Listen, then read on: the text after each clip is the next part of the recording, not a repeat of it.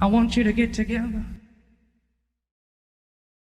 Hello, everyone. Welcome to another episode of the Truther Therapy Sessions, episode 58. Today, I have a guest with me, a special guest. I have Amy from the Eyes on the Right podcast. She is quite a well-known and prolific podcaster and has quite an impressive Instagram accounts, plural, multiple accounts with multiple names. I think the latest iteration is Eyes on the Right 5.0. If is that correct, Amy? Are you up to 5 now?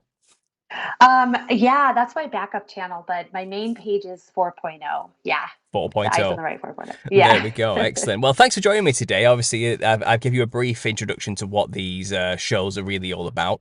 It is what Yeah. it's called. It's a therapy session for people to come on and share their testimonies with more than anything, in the hopes that Yeah. listeners can feel a little bit less alone on their journeys. Mm. That's what my channel was always about from the beginning, and I've kept this tradition alive through this podcast. So thanks for being here. Are we well? How are we doing?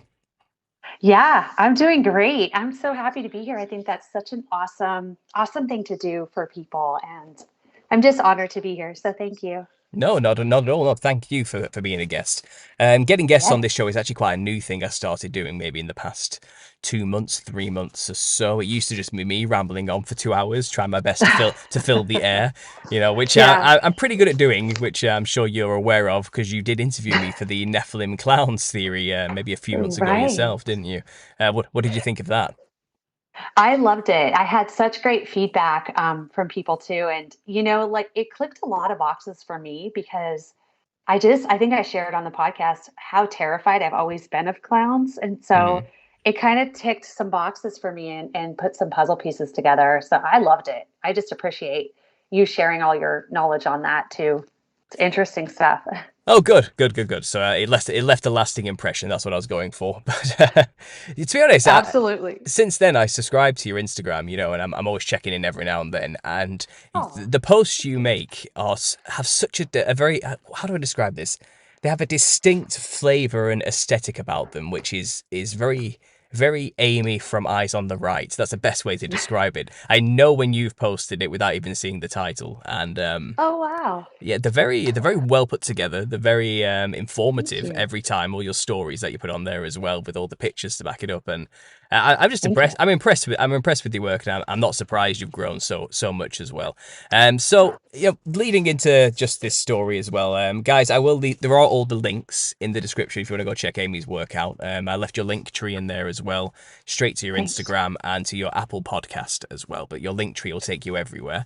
But what I want to do today, really, and I'll give it over to you now, is do you want to share your journey to waking up with the people? What got you into this? What was your that turning point in your life where you discovered the conspiracy stuff? What was your introductory Yeah. point? And I'll leave it with you to tell your story. Okay, thank you so much. Yeah, gosh, it's interesting to travel back and kind of remember how it all began. But I guess I should preface with I've always been a Christian. I've always kind of had like a detective's heart. Um, just love kind of putting patterns together and puzzles and watch Dateline and all that stuff. So I loved like Hmm. books and things that had to do with mystery. And so kind of moving through my adulthood, I was an addict. I was actually addicted to drugs for quite some time, which the Lord delivered me from. Hmm. But I still kind of struggled with alcohol, and it progressed quite a bit. And around 2017, I had my last drop of alcohol, and I got totally sober.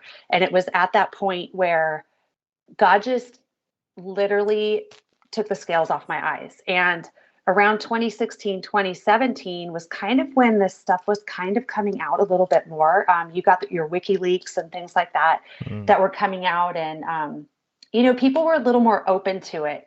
There was a lot of censorship because that was a time when Trump was in office. So a lot of us were kind of like putting stuff out there. I started my page back then, and I just started putting out things that were of interest to me. I didn't really think much about it. I kind of just like put stuff out and I was like, what do you guys think of this? And I got a lot of heat initially. Hmm. And so it was hard. I had kind of thin skin and I was like, my gosh, these people are being so mean to me. Like, what? Oh my goodness, what's wrong with people? Like it really kind of affected me. But I tell that backstory because I really think that's a critical juncture. And it was really the precipice for me to kind of move forward in a way that the Lord could just open my eyes to what He wanted me to see. And as I kind of started my pages and I'm on number 4, so I lost 3 of them because Mm, of censorship. I just started to realize that there's something to this, and as I've started posting, I've kind of refined what I post. I try to interject more of the biblical perspective because I realize that all of this stuff has a biblical line moving through it. It has this kind of common denominator, and it all goes back to God's word because that is truth. So it's just interesting.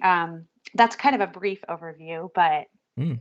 yeah, Well, lots to work with there. So, I mean, your story sounds so similar to quite a lot of people. You have this moment where you find all this information and you just want to get it out there and share it with as many people as possible. It's kind of like yeah, the knee-jerk reaction, isn't it? Just to want to help people and get them to totally. see. And as you said, as you began to do it, you realized, oh, it's not that easy. This is actually Exactly. people don't necessarily want to know the truth. In fact, some people are actively working against me to try and tell them the truth. Some people love the Right. lie more than what the truth has to offer. And I think it's obviously when I first started as well, I used to make some very risky videos that would get my channel striked and videos taken down. And it just feel like you're kind of at war with this hidden algorithm that's constantly trying to suppress you and stop you from telling these ideas. And it sounds like you went through the same refining Yeah. process, shall we say.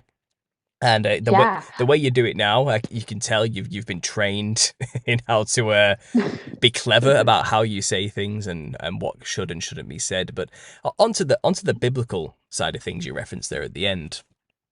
Yeah. I too realized coming out of a drug addiction, quite Eastern religion, New Age type angle. So I wasn't necessarily a Christian like you from the beginning, but I couldn't help but constantly see, as you did, this biblical line through everything.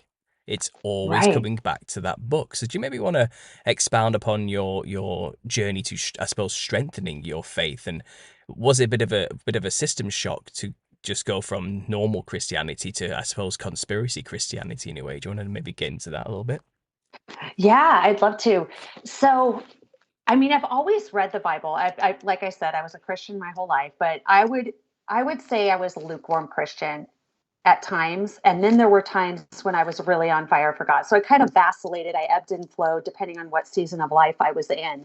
And I was always in some sort of capacity of ministry, even when I was like drinking and all of that. Like I still managed to kind of bring my heart back to the side where God wanted me, but the world kept pulling me back. So, I knew the Bible, but I didn't really understand it because I just was deceived in worldly things. I was drinking, I was drunk, and God is like, I want to use you, but I can't until you're clear-minded, sober-minded.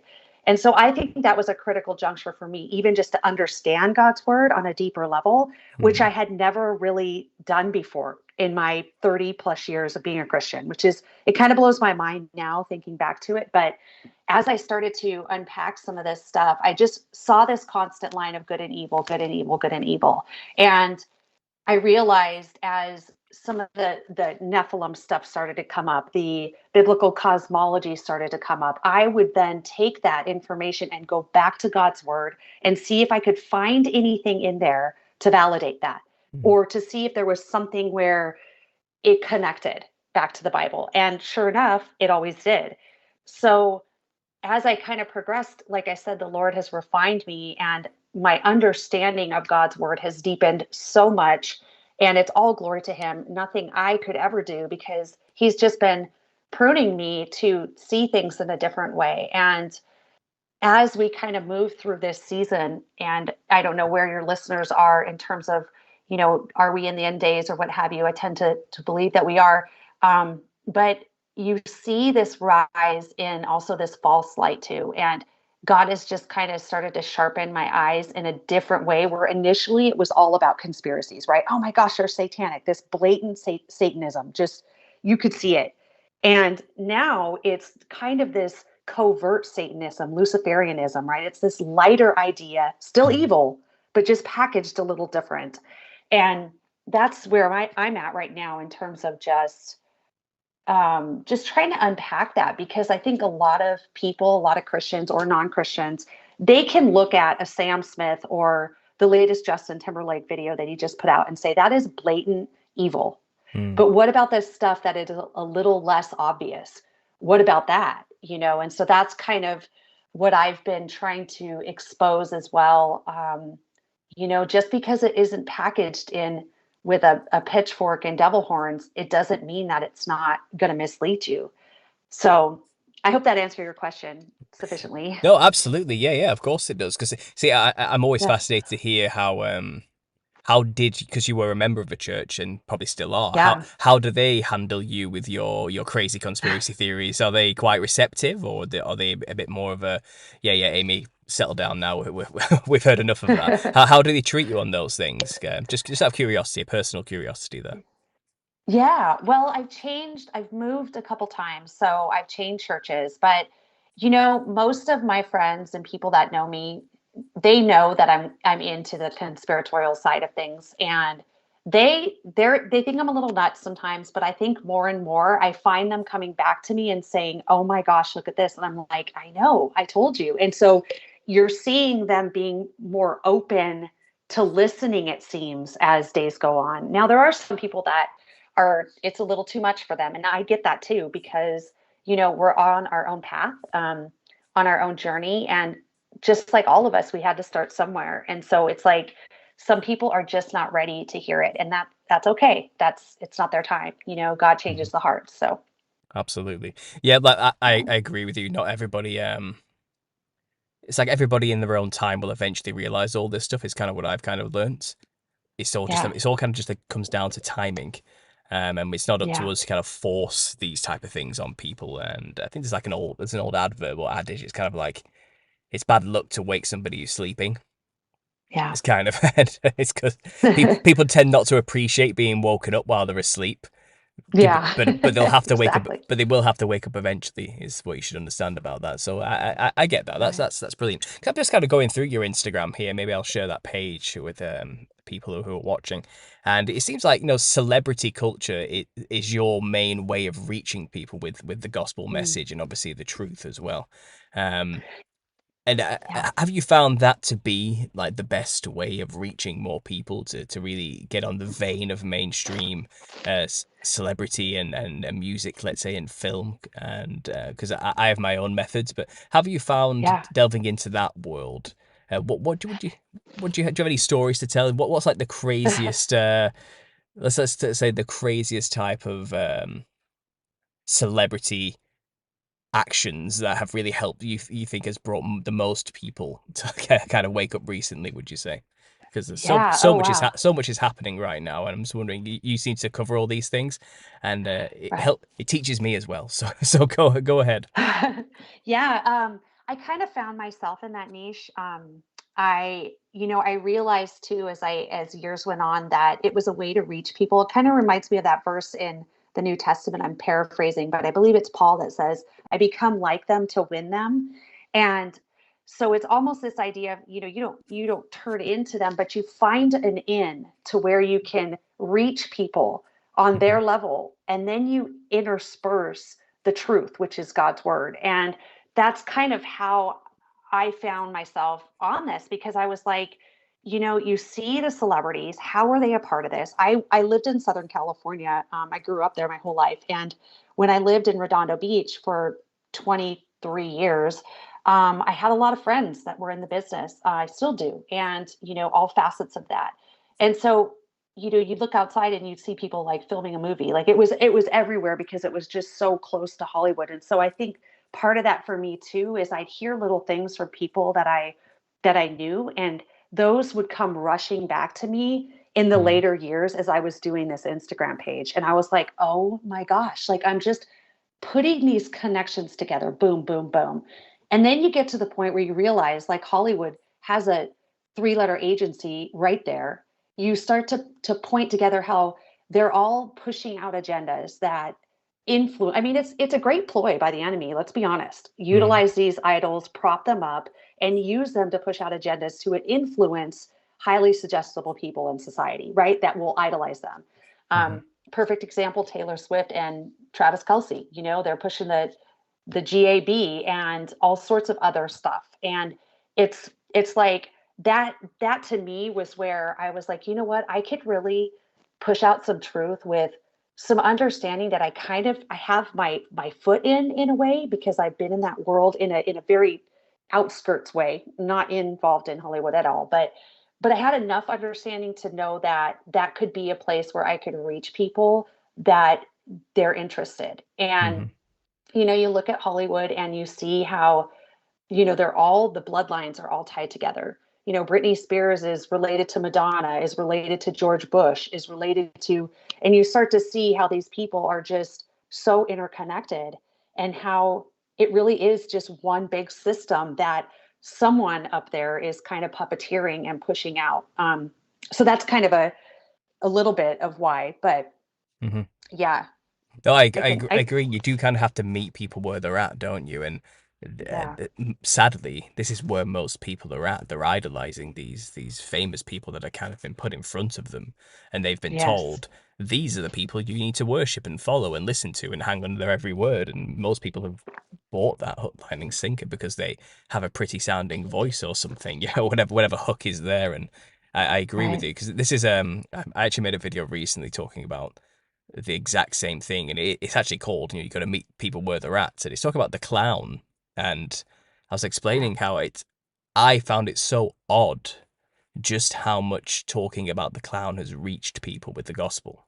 It's kind of right. it's something they can relate to in such a way I just did not expect, and Mm, it's something visceral about that symbol, and that concept really gets to people today who have seem to be yeah. living in the clown world, I suppose. So it's kind of it's where they're at currently. It's what they can relate to, and obviously with all the media dedicated Sure. around the clown recently as well, and the release of all the Right. the It reboots and the Joker reboots and these type of things, trying to foment that political activist mindset with the Joker movies and implant those messages and ideas. Yeah. It's just so surprising. So, and I appreciate people like you who do put together these type of keeping a finger on the vein of mainstream knowledge and understanding and where they're at there. So I've just, while you were talking, I was scrolling through all your posts on Instagram, Okay. just showing the Thank guys you. some of the kind of things that you obviously touch on there. And I see you got one here about Taylor Swift, episode 18 Yeah. from a while ago. And it's Yeah. funny because I was driving around with my wife today and the radio was on, and she just said, "I am so sick of Taylor Swift." Like it just came out of her mouth. Like Right. she is so sick of just hearing Taylor Swift all I know. the time. And All the time. she's like, people like used to have a go at Justin Bieber for like being really young and doing stupid things. And she was Mhm. saying like Taylor Swift just is just a terrible person, does terrible things all the time, and she's a fully grown adult, and nobody calls her out on it. Yeah. And Yeah. I'm just wondering, just while I've got you on this topic, and maybe for my wife's sake, do you have any insight or anything you've been researching about Taylor Swift specifically? 'Cause I remember seeing, I just went to a website, a cursory search, and she was selling scrying mirrors, literal black mirrors, Oh for, my for gosh. witchcraft as merchandise. Yeah. So I'm just wondering if you have any other information, maybe from that podcast that you recall, or any little juicy tidbits on that while I've got you here. Yeah, absolutely. Well, there's a lot with her. And, you know, this is what I find fascinating with these celebrities and Hollywood artists is they always have this squeaky clean image initially. It's like, oh, girl, you know, kind of plays the guitar and sings these cute little singy songy things. And what do? They attract all the young girls and they start to influence them. And then sure enough, as it time goes on, you know, they start to change, become over sexualized, etc. Well, she has had so many tie-ins to witchcraft, not only in her concerts as she went on, but there was a transformation point in her life where, and you know, they do their art and real life is portrayed through their music videos. And you know what they do, they a lot of times you can see that in their music videos. And she had one where it literally showed this Egyptian kind of mystery religion type idea where she was kind of rebirthed into this new Taylor. And after that, she really changed, and you could see it in her videos, and even the whole award show where she was ridiculed with Kanye West. I don't know if you guys remember that one, but that Mm. was what many deem as like a humiliation ritual. It's kind of a stepping up, a way to kind of progress to the next level. But she has ties. This is the weirdest conspiracy, and I actually think there's quite a bit of validity to it, in just my opinion. But she looks spitting image to Anton LaVey, Church of Satan, Anton LaVey's daughter, Zena LaVey. They look almost identical. Like they could be clones. It could be her daughter. It could be her sister. I mean, it's insane. And so you've got the Church of Satan's daughter who looks identical to Taylor Swift. And then you've got Taylor Swift moving into all this witchcraft. People are passing out. They don't remember the shows, like all these crazy things happening. And she has witches on her stage with hoods on doing this kind of magical dancing in a circle. You've got the magic circle there. And it's like, it's so obvious that there's something a little more nefarious going on here with her concerts. So that's kind of a brief little overview that I think is interesting. No, that was fact. Yeah, as you were saying that about the spitting image of Anton LaVey's daughter, one of my Yeah. mods, Wendy, had just said the same thing at the same time, and then you come along Oh, she and did. and it's I remember seeing that, and it is uncanny, the resemblance, isn't it? And you do Yeah. seriously have to wonder, because we know how well connected and tied in all these guys are together in these industries, Right. I Right. think for most people it's too out there to consider that these people are anything but just entertainers. It's Yeah. but I know. and I forget that sometimes when I'm discussing these things, that we sound crazy. We do actually Right. sound really nuts to most people out there who like these artists and follow them. It's like, no, she's Yeah. not. She's just having a laugh. You know what I mean? It's just her Yeah. style. It's just the way she does things. She's not really a witch. It's kind of, and Right. we're here saying, Right. no, no, bro, she's a witch. Like, she's 100% on board with the whole thing, and I just thought that was funny. But yeah, thanks for sharing that. I really Yeah. appreciate it. So just getting Absolutely. back to the therapy side of this show a little bit more. So Yeah. it sounds like your transition, to getting from, let's say, somebody who hasn't really thought about these things into a podcaster who talks about these things Mhm. regularly. It seems like you've have had a bit of a long journey, and a fantastic testimony of overcoming addiction. And Mhm. I would like to go back to the addiction side of things just a little bit more. And again, you can only discuss Sure. what you feel comfortable discussing here. I'm not looking to pry it fully into your personal life, obviously, but I do feel like addiction stories really do help a lot of people, because we are living in a Yeah. world of addiction right now. It's Yeah. it's heavy, and the solution for me was finding faith in Jesus, and he did save me from I'm pretty sure death as a result. And do you maybe want to go a Absolutely. little bit more into your journey with that, if you could? Yeah, absolutely. Well, growing up a Christian, you think that you try to do the right thing. I grew up in a household where I just if I it was very love was very performance based. And so if I did this, I got this. If I got good grades, I did well in sports, I received love and affirmation from my parents. And they were great parents. They were Christians as well, but my point in all this is there's a trauma and a brokenness that starts in childhood with many of us, and many of us learn how to give and receive love in our families, and if those ways are not biblical, then we can find that as we navigate and get older in the world, right, as we grow, the way we look at things can be disjointed and can bring sin into our lives. And so this was very much true for me. My dad was an alcoholic, and I was constantly walking on eggshells with him. And I found when I was in high school, I rebelled because I had been pushed under a thumb for so long as a kid, and I finally just rebelled and I started drinking. And by the time I got to college, I started dabbling with drugs. And I won't name the specific drugs, but it really took a hold of my life. I had a very hidden addiction. This addiction cost me upwards of $1,000 a week, and I was in college. And it overtook my life. And before I knew it, I was spiraling out of control. My parents left me in charge of their finances. This after I had graduated from college. I somehow made it through college, and they left me in charge of their home and their finances. They didn't know that I was on drugs. And I just went crazy. I was renting cars. I was going nuts. I was drinking and drugging so much. And I finally hit a rock bottom point. I don't even remember the date, but I remember going out that night and I had just drank my face off and I had done drugs. And I was laying there by the phone and I was just like, you know what? I'm just done. I don't want to live anymore. And my dad had a gun on the side of his bedside. And I was like looking at it, just remember looking at it. And by this time, the sun had come up. And I think it was probably at least after 9 o'clock in the morning, because what I did next was I called my old Christian school, the church that I went to, I called them. I was like, I need to talk to somebody right at this time. Hmm. So I call and I said, and I can't believe I said this, but I can. I was in a stupor and I was just terrified of killing myself because I was like, what if I don't go to heaven? And I called and I said, if I commit suicide, the secretary answers. And I said, if I commit suicide, will I go to heaven? She's like, let me transfer you. Hold on the line. Wait a minute. Okay. Hmm. So I end up getting transferred to the youth pastor, which I really looked up to at the time. I wasn't in youth, but he was just a really awesome pastor. And I don't remember what he said, Paul. I don't remember any part of it, but I put that gun away and I just cried. And I just was like, at that point in my life, I was like, God, you're going to have to take over. And shortly after that, I ended up moving and I got clean. So I moved away from all of the drug, dealers, everybody.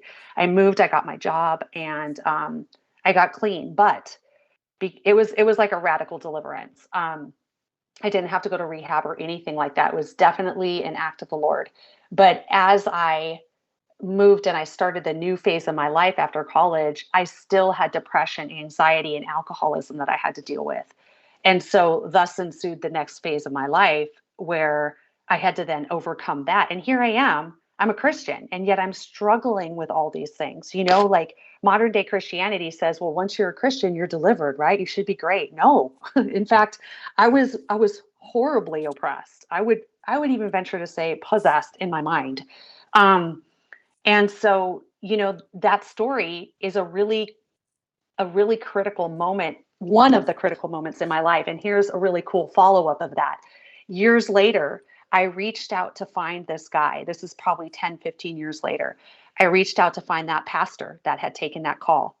And I was in probably my mid 20s, early 30s, maybe. I wrote him an email and I said, you probably don't remember me, but I just kind of poured my heart out. I was like, I just want to let you know that you saved my life by taking that call that day. Hmm. And he wrote me back and he said, I never forgot about you. I prayed about you every day. He's like, praise God. I'm so glad. So that was just the drug aspect part of my life, but that was the real blessing. God was watching over me, even during those times. So Hmm. Absolutely. Oh, yeah, that's an incredible story. yeah, So something you said there, which I think is quite poignant, is the idea that just because you're born again doesn't mean you're perfect. And yeah, there is a lot of people out there, perhaps the religious dogmatic types, who would want to make out, well, I'm perfect, why aren't you, type of attitude. There's some smarmy pride behind it usually with those type of people who think that way. But from my own experience, my own born again experience, it took years to fully get over all my addictions after that moment. And yeah. I think in a way it's a change of heart that happens in that moment, which means you want to stop. You don't want to Hmm. do these things anymore, and you get new faith and hope that it isn't all Yep. hopeless, and life is worth living. It does come back. And yeah, your story there really resonated with me. So thanks for sharing that, Amy. I really Yeah. appreciate that. I really Yeah, do. you're welcome. I Um, hope it does give hope. I mean, and I think that we just have to remember that, we all have a purpose. We all have something. And now fast forward after I've come through all of this, and the next phase was my addiction to alcohol. My husband left me, my first husband. I mean, I have quite a story. But now I'm actually a counselor and a coach, and the Lord has led me into this.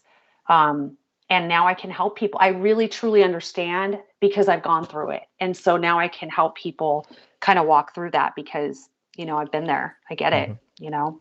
Absolutely. Yeah, So, those are the best teachers, the ones that actually went mm, through it. Absolutely. So yeah. just obviously, so coming out of this, then you obviously came into discovering all these terrifying truths as well at the same time, just how controlled we were by behind the scenes satanic cults and all this. So, how was your initial reaction to discovering all of that? And I assume at the same time, were you still going through your addictions and all these traumas at the same time? Was it a tough time in your life? And what was your initial reaction to kind of seeing these things? Yeah. Well, so I got sober from alcohol 7 years ago, and I got sober from drugs. It's been, gosh, I was in my 20s. So, like, not to age myself, but that was over 25 years ago. Hmm. And so when I kind of became awake to kind of some of the conspiratorial stuff, if you want to call it that, I was sober. And that's when, like, it was literally like the scales came off my eyes Mm. and God was just like dumping down information into my head. And I felt like, I mean, I know this sounds kind of silly, but I tell my now husband, I said, I feel smarter now than I've ever felt because my head is so clear and the Lord has so restored my mind that, like, it's just amazing. So as I started to kind of learn about the satan, it honestly didn't impact me the way I think it can impact people. Like, some people, it really freaks them out and they're like, oh my gosh, for me, it wasn't like that. I was just like, you know what? It makes sense. To me, it was more like, it makes sense, it makes sense, it makes sense. And I should say in 2014, and 2015, and also 2017, I took two mission trips to Haiti. And it Mm. was during that time that I just really cared for the people, but I became very close to some of the people that lived there. And they were talking about some of these dark things, like, you know, the blood stuff and the children and all of that. And I didn't know any of that at that time, at the first time that I went to Haiti. Mm. But years later, it started to come back to me and I'm like, "Oh my gosh, all of this stuff I'm learning, literally I have firsthand information from someone that I knew that this was happening." Like the Clintons, like everything, right? Like all those Mm. connections. I think you guys know what I'm getting at. Hmm. Um, all those connections started clicking together because I had actually been there and they told me this, the people that lived there, that what was going on, the nefarious evil stuff. And that to me was pretty crazy too.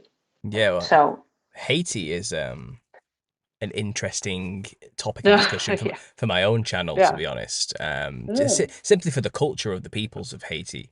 I know. And Haitian Vodou as well is something I talk about quite a lot. And as somebody who's Yep. been on missions there twice, I'm gonna have to pick your brain. I'm sorry, I'm gonna have to do this. No, Okay, go so for it. and I'm saying, how much did you encounter Vodou itself while you were there? Did you have any experiences with it? A few experiences. I will tell you one story. So we would I went with a group that was a really great group with my church. We delivered water. That was really one of the main things.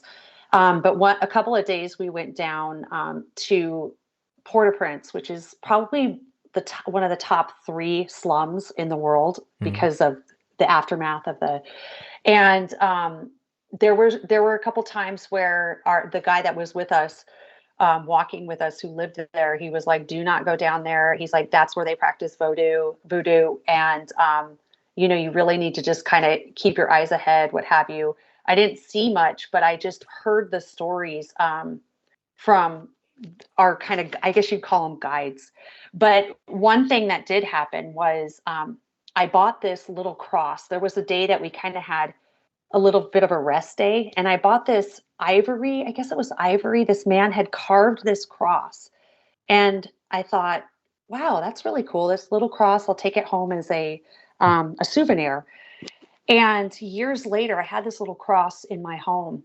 And I just remember really praying and asking the Lord, because this was a time when there was a lot of spiritual warfare going on, just weird stuff, you know what I mean, in our Mm. home and just kind of in my life. And I remember praying and saying, God, if there's anything in my home that I have brought in that, could be cursing me. I mean, I was at that point, okay, Paul, like I was like, I know this stuff is real because I had experienced some supernatural things demonic oppression and all that kind of stuff, spiritual things happening in my home and in my mom's home.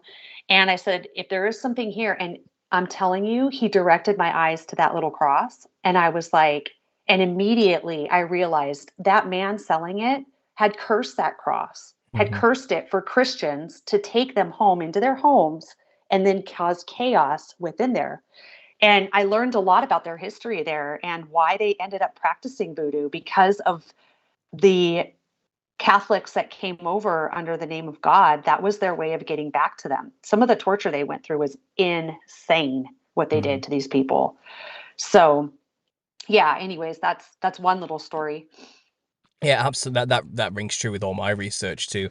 Vodou Mhm. is an odd blend of Freemasonry, French Mhm. Catholicism, and African ancestor spirit worship, all kind of Yeah. blended together into one odd mix. And it's because obviously African slaves were brought over by the French Catholics, and Freemasonry was like a dominant part of that whole colonization attempt as well. And it seems Wow. like Yeah. these African, which became French African slaves, were obviously kind of adapted to all of that and incorporated a lot of the iconography of Catholicism and the icon worship of Catholicism with the rituals of Yes. Freemasonry and attached to Yeah. it their veneration of their ancestor spirits.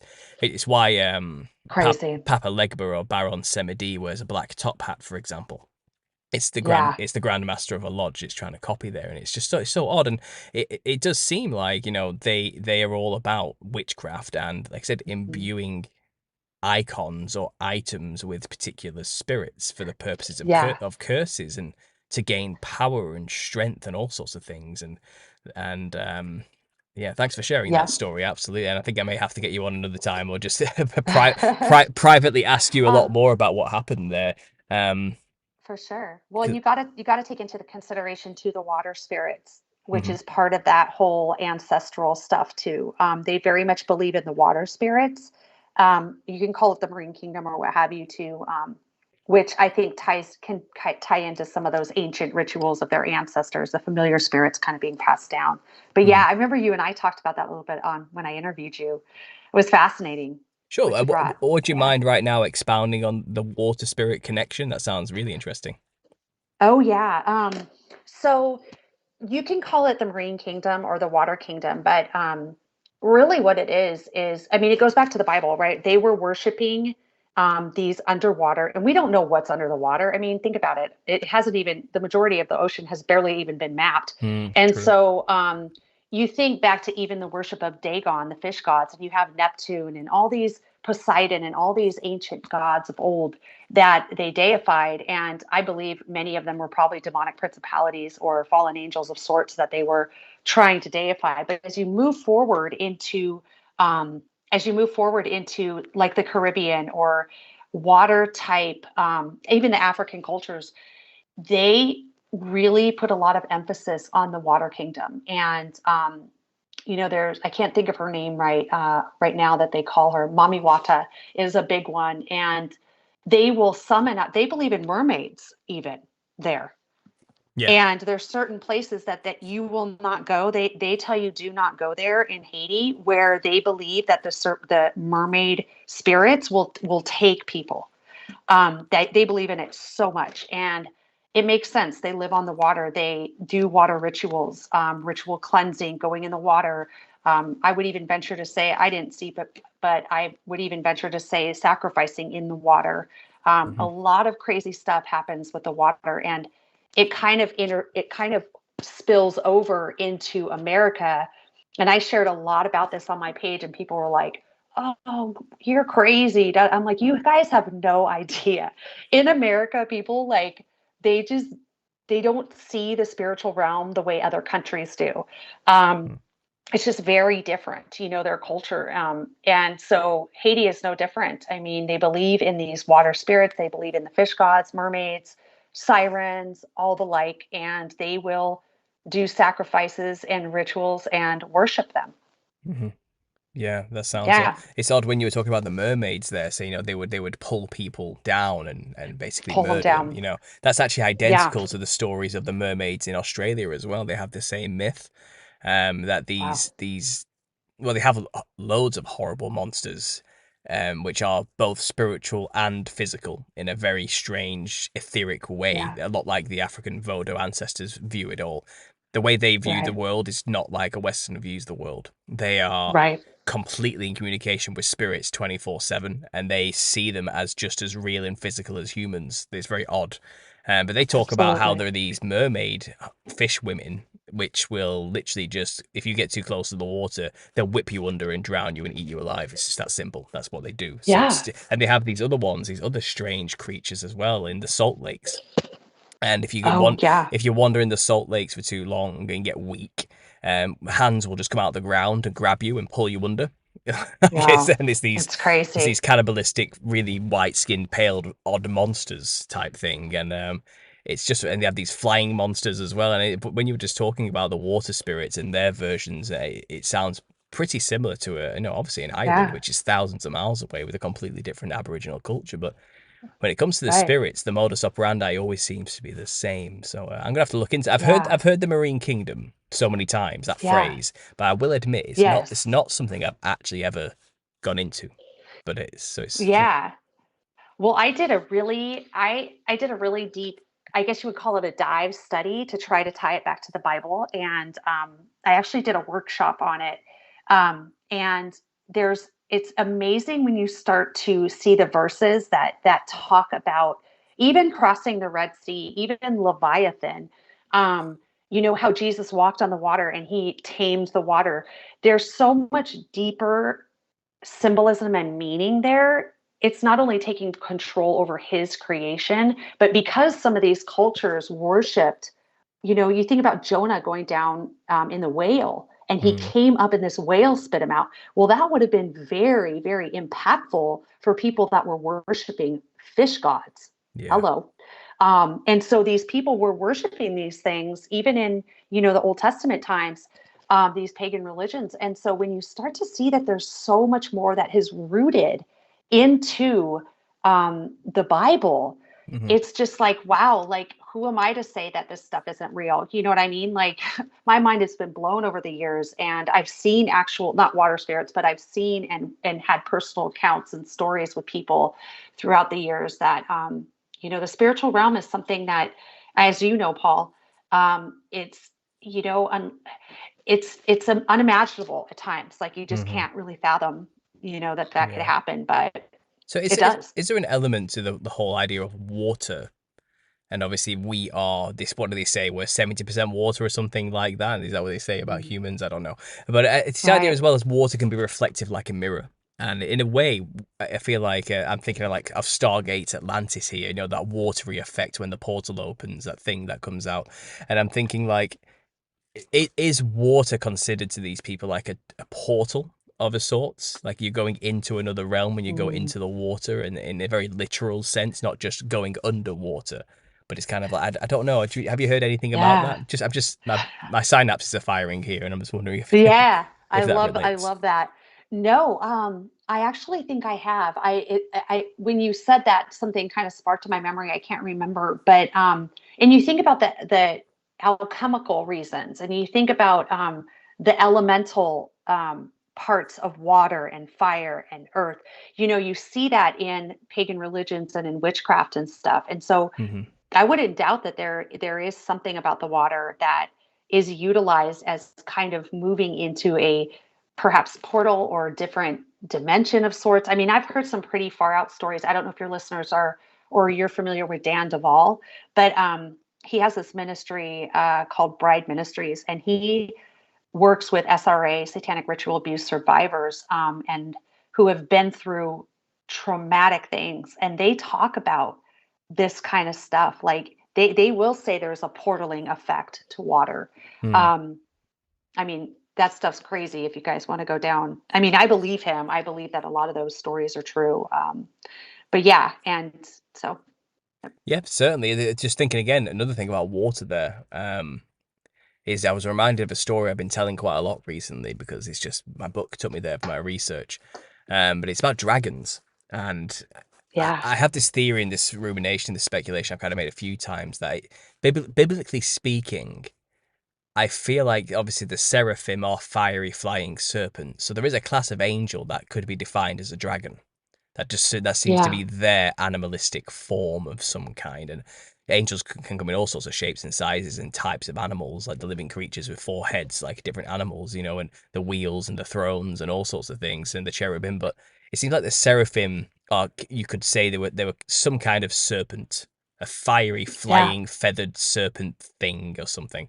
And you see these serpents all over the earth in different cultures, like the rainbow serpent, for example, of Australia, which carved the mountains with its body, or you have Leviathan in the Bible. Actually, it's probably a good example of this now I think Right. about it, which is is a sea serpent, is it not? Is Leviathan or something like Yeah. that?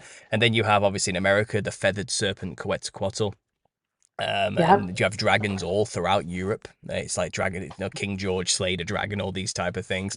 And then in China, you have the dragons, which were literally servants of the Jade Emperor, or God. It's an analogy for God and his angels. It's the Jade Emperor and his dragons. And Yeah. there's a story from China which is very fascinating, and it involves painting the god as a terrible person, basically. So, from my research, it's like the rebellious angels created a Gnostic mythos back in the day to create the culture of China, which goes against God in a way, and idolizes and glorifies the dragons as the saviors, the angels as the saviors.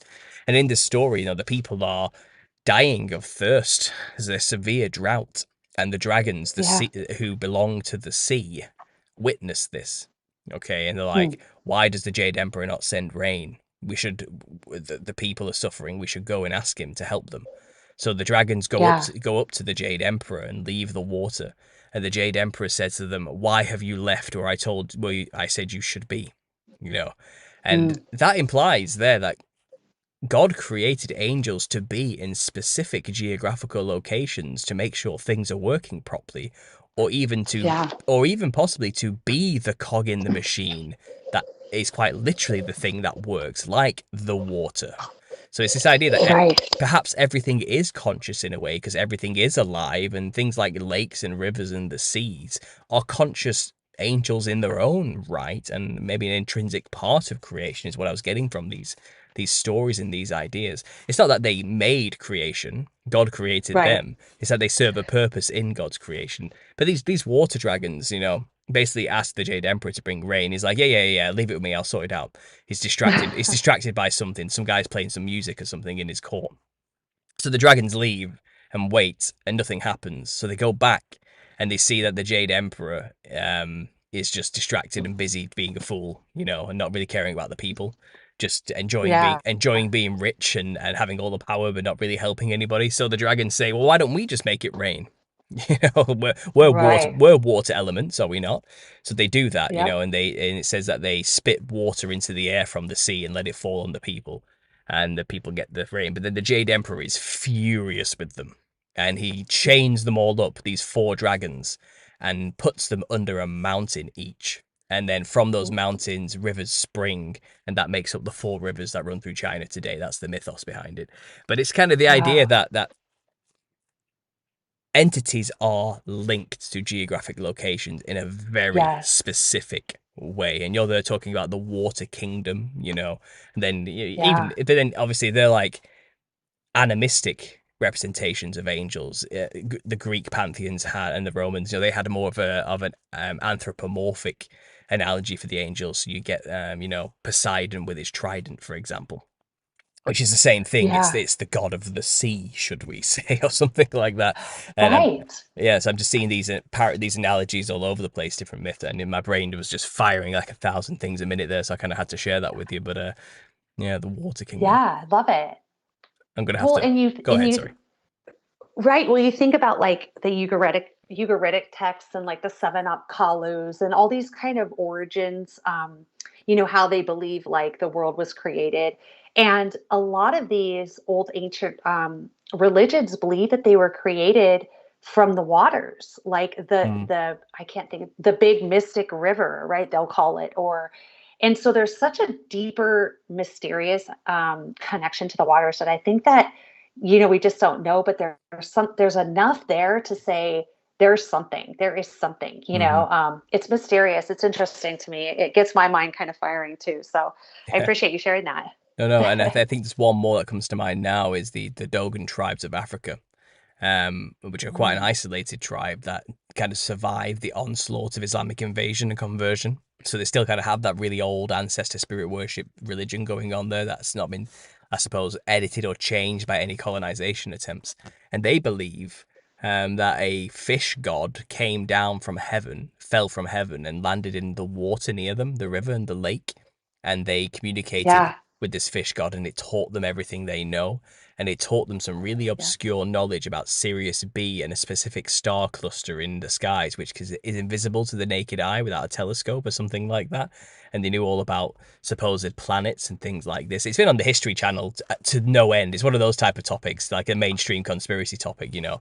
And Yeah. even the TV's covered this one for ancient aliens, you know, all this type of thing. But it's just these tales abound. So yeah, sorry, a bit of a tangent there, but Yeah. that's still just fascinating It information. was a good tangent. Yeah, Yeah, absolutely. fascinating. And it ties back to like just really quickly, it ties back to all the movies. It's everything that they show us. And I think, would be remiss if we didn't look at that. Like they're Hmm. showing us the Little Mermaid and the this and the that, sirens, and there's something there. So yeah, Yeah, pretty cool, pretty interesting. wasn't there a film called The Shape of Water? And I think so. Was wasn't it that horror about? film? I think it was about a woman falling in love with a human fish hybrid or something like that. Oh It's gosh. it's a love Sounds about story. right. I think between a woman and like a fish man, finding love Oh against wow. all odds or something like that against a world who rejects them. You know? So, I don't know. That sounds about right. It's funny because we're talking about human hybrids in the media. They really actually have been pushing that quite a lot recently. I've noticed a huge Yeah. uptick in hybrid themed Netflix shows and things like that. And I think Yeah. they were doing a stunt to promote it, where a woman was going around with a pram, and the baby in the pram, which sat up and was making all this noise, was like an animatronic, creepy looking, Oh. uncanny creepy. But it was a half bird, half human. It was covered in feathers and had a beak, but it also had human features. And it was like people were Oh walking past wow. it thinking it was real, and it was getting their reactions, you know. And they've naturally Yeah. chosen all the people who are like, "Oh, it's cute," you know. "Oh, yeah." People just think you're Yeah. people just think you're different, and they're just scared because they don't understand you, you know, and all this type of stuff. And it's kind of what in the predictive programming is this? Is all I could think when I saw that. I'm like, Yeah, this is exactly. yeah, Exactly. there's quite a lot of that going on, so that's something to keep an eye on. Yeah, I would for like to sure. bring this conversation maybe to some recent events, shall we say, and just to get your Sure. take on a few things. And I noticed you did discuss the eclipse that just went past on April the 8th. Do you have any thoughts or Yeah. ideas surrounding that event? About the hype leading up to the event and the day itself, and what do you think it symbolized, and do you think it means anything for our future? I'll leave that to you for now. Oh, that's a good question.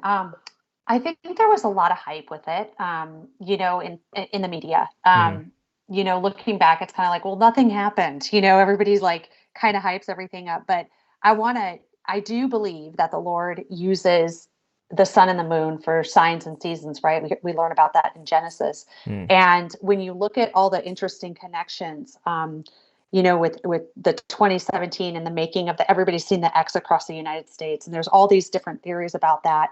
It even ties back to like Nineveh and going through 7 cities of Nineveh and how what happened in Nineveh. Well, Jonah had to tell the Ninevites to repent, and they had 40 days. So we see all of these ideas, and there was that big earthquake and all sorts of things. And what I really, what I thought was just interesting more than anything was just the tie-ins from history in the 1800s and 1811, 1806, 1811, I believe. I could be off on those dates. So mm. there was the X had been made again over America, and that was when the Mississippi River actually flowed backwards. They had earthquakes for 50 days, the worst in the nation's history in during this total solar eclipse. And so now we look at ours and we're like, well, everything's fine. But what I really think is that there, just because we don't see it in the physical, there can be a spiritual shift. And I just, I just can't help but think that we're kind of on this precipice of something happening, especially in America, because we have this election coming up. We have all this predictive programming of civil war. And Paul, you're in the UK, but it's like there's all, I'm sure you see the news, there's all of this just kind of influx of the borders open and this and that. And America really represents this kind of last standing freedom, right, in the world, like Hmm. to kind of collapse, and because of the Constitution. And I'm not saying that's going to happen necessarily, but what I think is and will happen is there will be some things going on here in America. And I think if anything we can learn from the eclipse is that God still speaks to us through his creation, number one. And number two, although the enemy does have some limited control and power, just like Pharaoh's magicians in the time of the Exodus, right? They had limited power to replicate what Moses and Aaron were doing. But that power ran out at a certain point, and God is sovereign and he is in control, but he will allow the evil ways of men to accomplish his will for his purpose. Hmm. So, all in all, to summarize everything, even if there was nothing physically that happened after that eclipse that we could see per se, there can be something that is happening in the spiritual. And, we just have to be ready. We just have to be aware. And, Hmm. I don't want to make people feel afraid. That's not my point in saying that. But I do think it kind of like was a big to do about not a whole lot. Maybe they did that on purpose. I don't know. Well, It was cool though. it was. I saw it. Really? What was it like? What was the atmosphere like? What were people acting like around you? Well, I didn't witness it from where I lived because it was only like a partial eclipse and it Hmm. happened to be cloudy that day. But I did see a video of it from my friend who was very close to the path of totality. It's just a trip because it's like it's light and then it just goes dark, Hmm. and then it's just weird. It's weird, it's something you never really experienced before. You've never really Absolutely. see before, Yeah. I think But yeah, I've seen one eclipse when I was a child, and I have no idea okay. what year that was because I'm 32 now or about to be, and I'm I do not remember that far Yeah. back specific dates, but I know I was actually in a foreign country. It may have been Rhodes, Greece, or it could have been Tenerife, on the Canary Islands. I'm not sure, but I do remember seeing a full total eclipse then as a child wearing the glasses. I have a Wow. distinct memory of that. But I also remember I think it was 2000, either 2014 or 2016, we had a partial eclipse right here in the UK. And I did film Mm, it and put it on the channel, and I'm not sure if that video's even still there anymore. A lot of videos disappeared right. before I came back. But I remember filming that, and he didn't do the whole blackout thing because it was only a partial eclipse. Yeah. But even that alone was so bizarre to witness, and I was watching it through my camera Right? because I'd set the Yeah. exposure on my camera to get a decent view of it. And I was just watching this thing, and I really couldn't help but think like, is that the moon? Are we sure that's the moon? Like, because it just seems so odd. Right. It's like, where did it come from? Surely I would have seen this thing approach the sun, right? I don't know. Over something was off there, but maybe not. Maybe I'm wrong. Right. Maybe I'm totally off there. But I just got this weird feeling about it. And I remember with this Yeah. eclipse, just watching the news broadcast of the whole event. We watched the BBC News covering, and they were going from city to city to city to city. They had a correspondent in each city as it moved, and as it was happening in real time, they went to the next place, to the next place, to the next place, and they were just so Yeah. like, I don't know what the word is. It's like they were worshipping it, the way they talked Yeah. about this event, and the way they were discussing these things and the way they were describing Mm, it, it just seemed like, why is the media focusing on these things in such a hyped manner? yeah. It's like they were trying to rile the Christians up. It's like they wanted Christians like to feel like this is it, this is the moment. I don't know if it's like a mass gaslighting media event of some kind. I have no idea, but Yeah. I just felt like there was something slightly contrived about the whole thing. Yeah, And I did too. yeah, I just don't really trust it when the media gets on board so much. Something about it. It's like, Mhm. why are they involved? Why do they care so much all of a sudden? And I'm not saying most Christians. I'm not saying were doomsdayers. I think a very very tiny contingent from what I saw were like, this is the end. Like, Yeah. as soon as the eclipse Yeah, me happens, too. demons are going to come out the portal. We're all going to die. Fire's going to rain down from heaven. As soon as that eclipse happens, earthquakes everywhere. Jesus is about to return, type of people. And it was Right. like, that will happen on the day of the eclipse. Are you ready? Have you got your bug out bag ready? Have you got enough ammo? Those type of people. I think Yeah. there are a very small contingent of the voices out there. I think most Christians, and someone just left a comment here, were saying it's probably the sign of Jonah, which again, it took 40 days after the event. Yeah, So there exactly. is that too. And someone said There here is that too. the 1811 thing, which you mentioned there, the 1811, 1812 earthquakes. He says here the earthquakes didn't begin until 2 months Ah. after the eclipse. Oh, see, okay, interesting. Well, I knew there was something weird about that, and and it went on, I think, for 5 months. Mm, I could be mistaken, but if someone has that info, correct me on that. But I mean, and that's the thing. I mean, that's the part where with conspiracy stuff, right? We can, and I think they're playing into it too in media now. I think they're really playing up the fact that a lot of people are like involved in kind of conspiratorial stuff now. It's since mm, I started, I can't believe how many like, and I'm sure you probably feel the same way, like how many pages there are talking about conspiracies. Like mm, when I first started, there was like nobody, and people were looking at me like I was a nut job, and I was like, okay, now it seems like everybody's talking about it, and I feel like the media kind of plays into that, so there's always this kind of like pull on either side, right, to kind of get off track, distracted, worried about something. And that's what I always just kind of try to bring hope on my podcast is like, okay guys, let's get back to that neutral spot where we're not swinging right or left, but we recognize what the sun and the moon are for, and that they are God's creation, and we recognize the fact that these occultists and people, in the upper echelon of society worship creation. mm. And so they're going to try to manifest, in quote, something through energy or whatever to try to bring about a desired outcome. Um, and what we do with that, I don't know. It's interesting. It's more than anything, it's just interesting to be aware of. Hmm. So you see people take it on both extremes, is I guess my point there. Oh, absolutely. Well, I think when you were harkening back there, so a lot about Gary Wayne's work, talk about the seven sacred sciences. This Yes. was the truth of God's creation taught to Adam.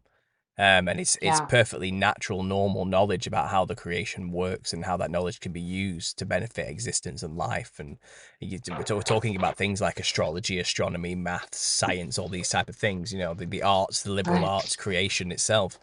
And then, his story goes, these seven sacred sciences were adopted by secret societies, occulted and hidden from Mm-hmm. the general masses, and then used for their own nefarious purposes, which is to control rather than create. Yes. And in a way, that's the same thing going on here, isn't it? So when the media's talking about it, they're using it for a different method. And I think they're using people's attachments mentally to the signs in the heavens, like the Christians. And I think they're purposefully trying to rile them up with it. It's their form of Yeah. witchcraft and magic is to get under their skin. And also I do think there's a lot of because when the media presents it in such a scientific way, and they'll get all the experts on to talk about it, it's just a simple event that happens that we just happen to be lucky to see it, be alive to see it this time. And we're going to do lots of experiments during this time because it's the perfect time to do experiments when an eclipse is happening. We're going to send a few rockets up there, you know what I mean, Right. just to see what happens. And Yeah. but you hear them talking so calm about it during the fact, and they know for a fact that Yes. building up to this event, there have been thousands, if not millions, of people terrified and shook up just because Yeah. the same media has just spent months up to this event purposefully releasing stuff they know is going to terrify people, like, oh yeah, yeah, the National Guard's going to be there on that day, did you know, that type of thing. It's like Right. they've been dropping these little hints to make the day seem more and more dramatic. Oh, did you know Devil's Comet's going to be visible during this eclipse as well? Ooh, that'll really get the Yes. Christians. It's kind of like I feel like they've been Right. purposefully trying to like prod us and then when the day comes, Yeah. they just act like this is perfectly scientific and normal and wonderful. Isn't it just a beautiful spectacle? The day is over. Let's pack up and go home. And I think it's maybe designed in a way to make those Christians lose their faith in that moment because That's interesting. they believed, God told them or they gave the signs, which was just the media messing with them, making signs, and that Right. something's going to happen when the day comes and nothing happens. It serves to like diminish their faith when really they were kind of Yep. just being played by the enemy through some kind of weird magic, in a way through the media. That's kind of my really Yeah. conspiratorial take on it all. And I don't know if you have any thoughts about that in general, but I guess I'm just jaded through years of doing this. I know. No, I totally hear what you're saying, and I agree. I mean, that's why it's like I kind of was alluding to it, but it's like we're in such an age now where they're utilizing us like trying to confuse us on so many different levels. They're hyping on the fact that, Christians are looking at it in this way. They're hyping on the fact that people are really interested in rabbit holes and conspiracy theories. They're hyping on the fact. So everyone's like, oh, it's a psyop. Everything's a psyop. And I'm like, but what makes a good psyop? Truth. And so Mm. you have to be able to pick through the stuff and see the truth, which is, based on God's word, but also have a mindset of just not freaking out, because Mm. we can't live in fear like that. We've got to know that God is in control, even if they do, something does happen. God is allowing that to happen, so his will be done and people will turn to him. I mean, he doesn't want people to, he wants everyone to turn to him. And so sometimes, stuff has to happen for people to wake up. Like it's just our nature, we're stiff-necked, No. just like the Israelites. So Absolutely, absolutely. And what do you think about turning CERN on around the same time as well? yeah, that was interesting too. That was also part of the hype. And of course, right. And then the guy dies. The guy that discovered the Hmm.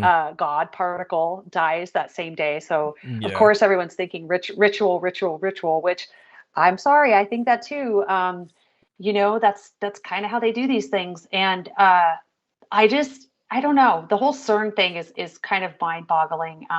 You just think about them trying to find this kind of dark mass or dark particle or whatever it is they're looking for. They're trying to recreate creation. Isn't that what it basically is? Like, I don't really know what It's CERN is well, trying to do. your guess is as good as mine. All we can do is just see the Okay. very odd symbolism surrounding that place and everything they do, and I when know. placing it in a town that used to be called Apollyon.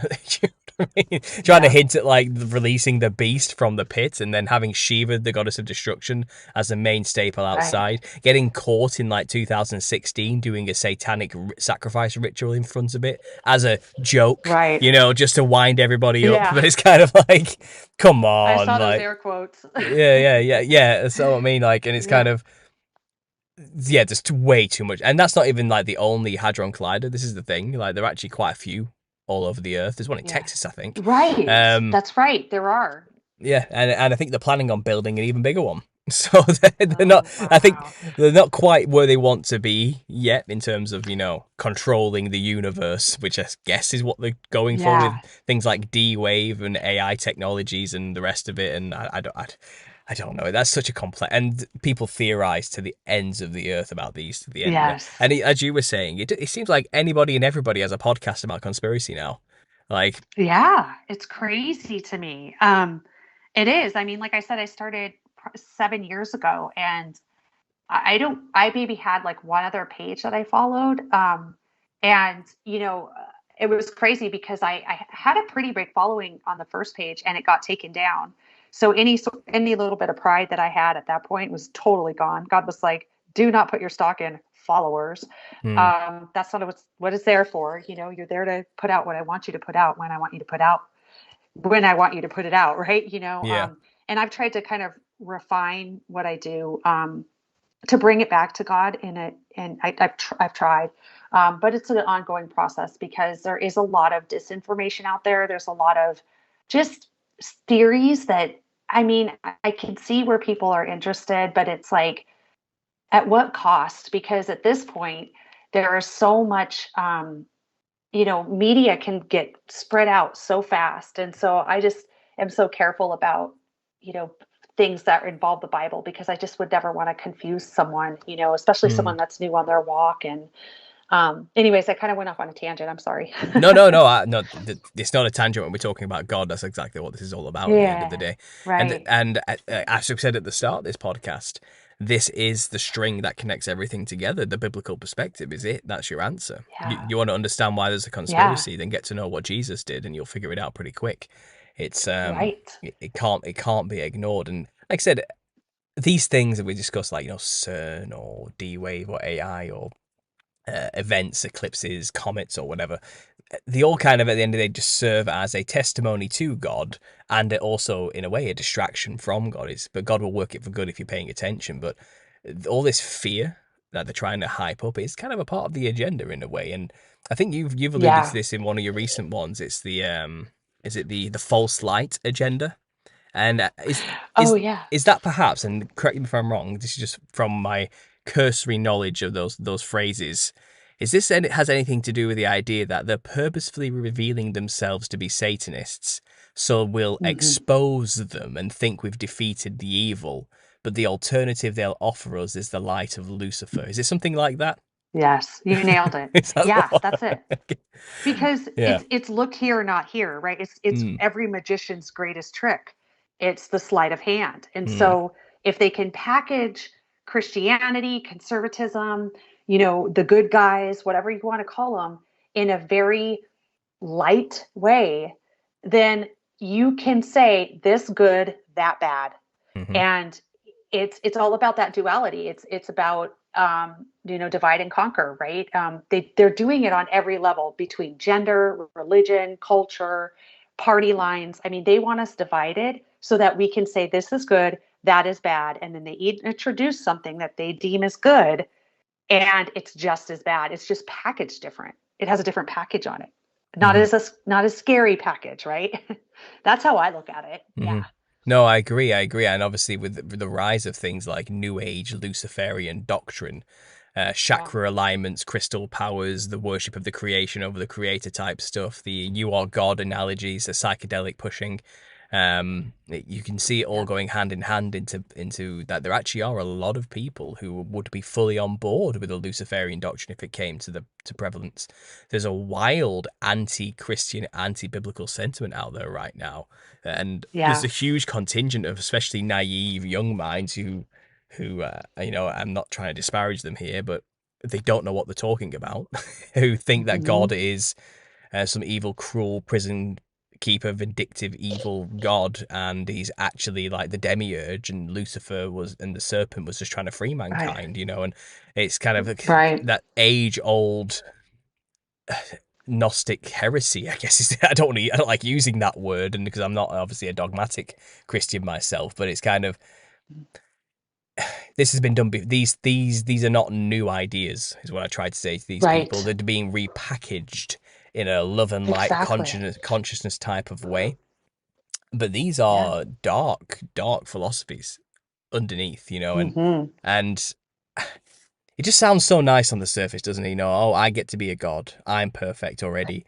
I have the Right. potential of the universe within me, and all I have to do is tap into that potential by getting enough knowledge, and it's kind of I can work my way up to being a godlike being myself, and I'll create Right. my own universe and my own heaven. I don't need a creator. That all these type of sentiments, and it's kind of it's honey to the ears, but it's poison in the belly. You know what I mean? It's that kind of Yeah. it's honey Absolutely. on the lips, poison in the. It's kind of it's so pernicious, and I've noticed over the decade doing this. When I first started, the New Age were a bit wooey, a bit more just silly. They were Yeah. kind of it was all about sacred geometry and frequency, and the Yeah. psychedelic contingent was always kind of there, but they weren't like it was all about orgone energy crystals and all these type of things, and put them in the base of 5G towers or something like that. They weren't as they're not what they are today, and I kind Mm. of have mapped it out as kind of like they've gone through a progression or an evolution. They go through the Yeah. basic stuff first, the chakra alignments, stone, crystal energy things, and then they graduate to kind of hard hermetic Gnosticism. Like they Yeah. grow out of that and they move into this esoteric mystic wisdom type wizard religions, and then Right. they start gathering as if the god complex wasn't already big enough and the egos weren't already out of whack. Now they think they're Yeah. like super powerful wizards, and they have this like ultimate view and perspective of the world that makes them like so much more intelligent and better than everybody else, and they stink of pride. It's kind of disgusting, Totally. and I took a break for 5 years when I left in 2016. It was still relatively silly, but then when I came back and started picking up where I left off and talking about the Christian perspective in the conspiracy world, and things had changed so dramatically in those 5 years. I was getting bombarded with these Gnostic demiurge type Gnostic thinkers, and Mm. we're talking about alchemical principles and all these type of things. It's like, have you even read the Right. Nag Hammadi? You know, this type of attitude about. Yeah. It's kind of like, wow, Yeah. where did this come from? Wow. Have you noticed the same thing? Am I way off base here? I mean, as somebody else who's been in the game for 7 years, if not longer, you must have seen a thing or two. Do you have anything on that? Well, I mean, I agree with you. Someone wrote, "There's nothing new under the sun." There absolutely isn't. And Mm, this quest for enlightenment, quest to be godlike, quest for immortality, started in the garden. And I always say like that all the agendas are in Genesis because you've got like male and female. You've got all the agendas, right? Want to be godlike, immortality, um, quest for endless knowledge, and I think with technology and just what we can do today, I think that it really is expounding upon this idea of new ageism, even though it's old ageism, right? It's mm, what humanity has always quested for since the garden. Um, except now everything is so much more because of technology, because of social media, because of where we're at with that. But again, that can, there are people that said, well, what was it like?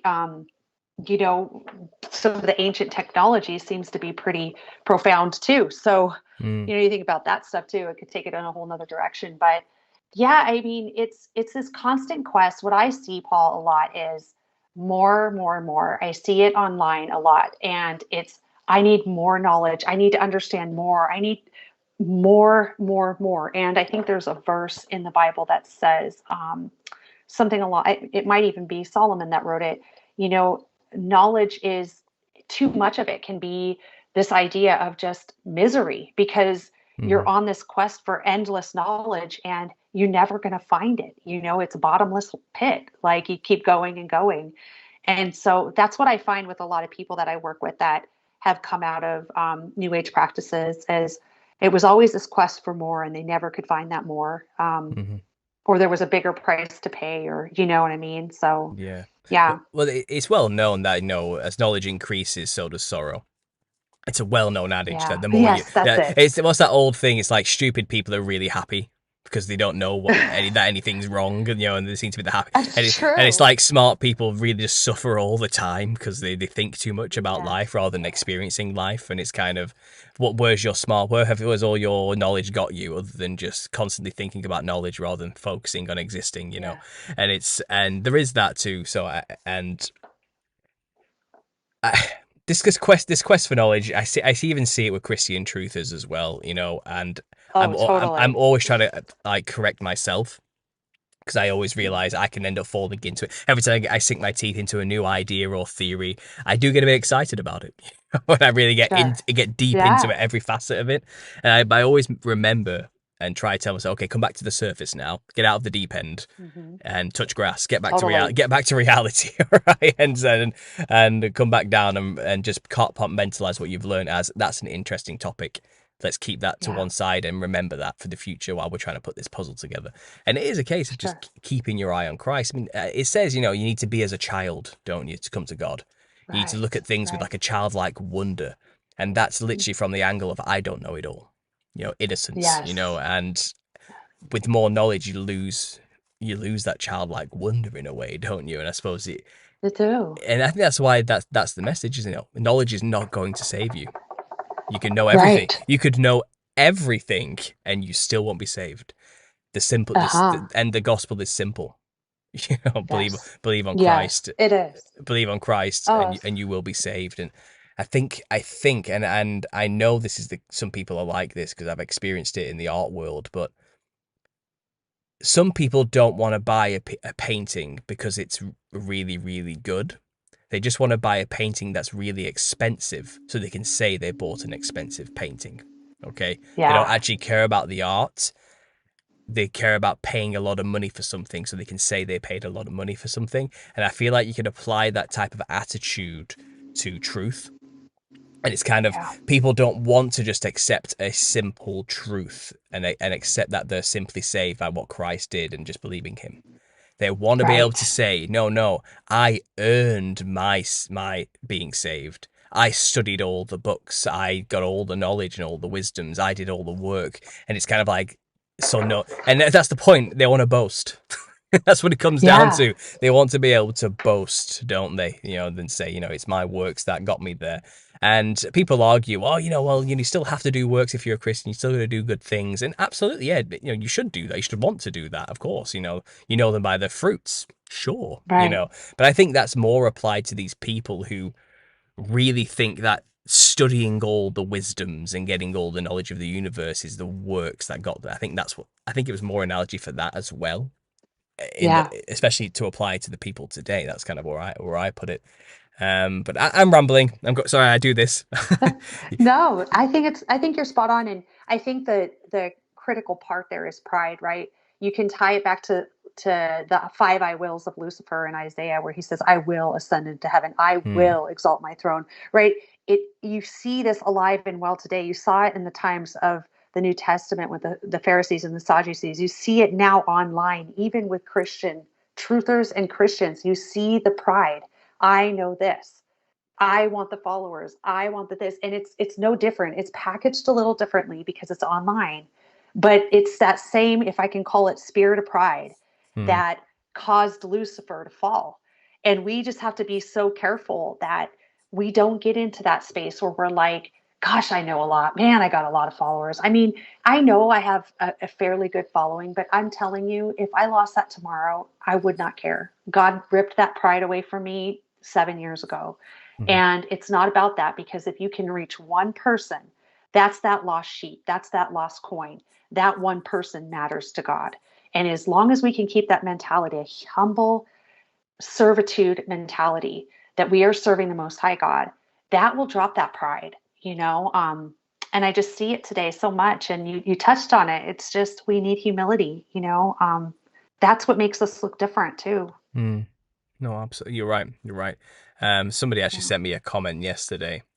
Um, and I was on a random live show talking about the clowns. And Uh-huh. I was going on and laughing because somebody had mentioned like a comment saying something like, "Oh, have you ever thought about killer clowns from outer space?"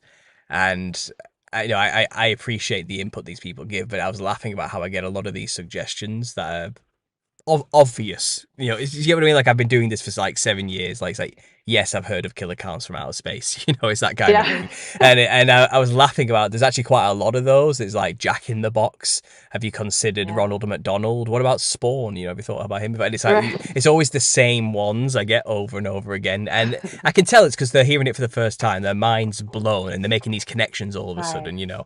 But maybe I was a little bit like I was like laughing about it to the point where somebody sent me a comment saying, "Paul, with all love and respect, I think you need to check yourself a little bit." Or Oh, they did. you were getting a little bit like full of prideful there, and you know what? Maybe they were right, and it's kind of Yeah. I didn't get angry at the comment. I was like, fair, noted, fair enough. Maybe you're right. Maybe I need to pull it back a bit there, but Oh, and I guess that's what we're always trying to do with each other, isn't it? We're always trying to remind each other that yeah, we need to stay humble. yeah. Everything we have could be taken away from us at any second. Oh, And totally. and it's not about treasures on earth necessarily. It's about building those treasures in heaven, and bringing more and Yeah. more people to Christ is the aim. That's the goal. Yes. And all we are signposts. Like, or we're just pointing to the thing, to Him, and saying, Yep. "Go check that out." That's all we are. Yeah. And it's kind of like we don't save them; Jesus does. We're just Right. pointing to Him. We're just like a big neon sign saying, "Over there."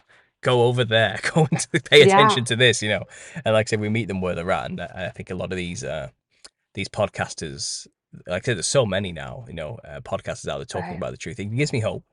It just seemed Yeah. like it's a growing movement of people opening their eyes, and there's been a lot of events over the past 5 years alone, which have brought a lot of people into this.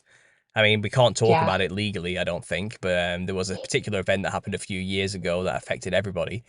Um, Sure. and I hear a lot of people saying they came because of that particular mandate infested season. Um, Yep. and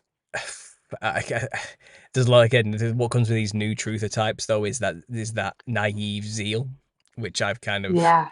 and it's kind of they just want to tell everybody, oh look what I've discovered. Don't you see? Don't you understand what's really going on here? And they end up losing a lot of friends and families as a result of coming on a bit too strong. Yeah. And I'm just obviously if we're gonna start winding this down. While I'm just gonna say to the chat, if you are listening and you have any questions at all for Amy, please leave them in the chat now. Please use the @ function, so say @understanding conspiracy and tag me, and I will be able to see your comment more clearly if you have a question for Amy. But in the meantime, Amy, I'm just wondering if you have any advice for anybody who came into this recently, who's only just discovered people like me and you, and is really just sinking their teeth into all the new stuff, and is deep in the warrens of the rabbit holes everywhere. Do you have any advice for those Yeah. people while we wait for some questions to roll in? Yeah, absolutely. Well, first off, I would just say, be sure you know Jesus Christ. You want to start your foundation on something solid because if you jump into this stuff and you're just like swimming in it, you can easily get misled. There's so much information, but there's a lot of disinformation and just very slightly off information that if you don't aren't rooted in the Lord, you can really get kind of pulled away. So I would start with that, and I would just say take it slow. Ask God to lead you and ask Him to guard your eyes from things maybe you shouldn't be seeing. I know that over the years, I was very zealous. I like that you used that word. I was zealous for it, but I lacked a certain discernment with that zealousness. And sometimes with being zealous to just share everything, right? I got to get it out there. With that, without discernment, meaning wisdom and perceiving what is truth and what isn't, there is this potential to mislead or kind of overwater the seed that you're trying to plant. And so I've learned that the hard way. Uh, and now I try to just be very, very careful with what I post and say. And I try to use wisdom with what I do, because I know that if it's not done at the right time with the Holy Spirit, it can mislead somebody. And I just would never, ever want that. So I just pray that, you know, those that are just kind of diving into this, just pace yourself and maybe find somebody that you trust and that loves you and will listen to you. Maybe start with them. Just kind of share what you're finding. I don't know. Hmm. That's my thoughts. No, that's good. It's good advice. Absolutely. Always keep yourself grounded in the Lord. Absolutely. And yeah, it's like be careful of unearned wisdom, I think is kind of the phrase there. Yeah. Just because you learn a lot of stuff doesn't mean you necessarily know what to do with it yet. It takes time Yeah. to kind of process all the information as well. It took me years just to find out how I can actually talk about these things with people, or find a method Right. or a way of doing it that wouldn't just blow up in my face, you know.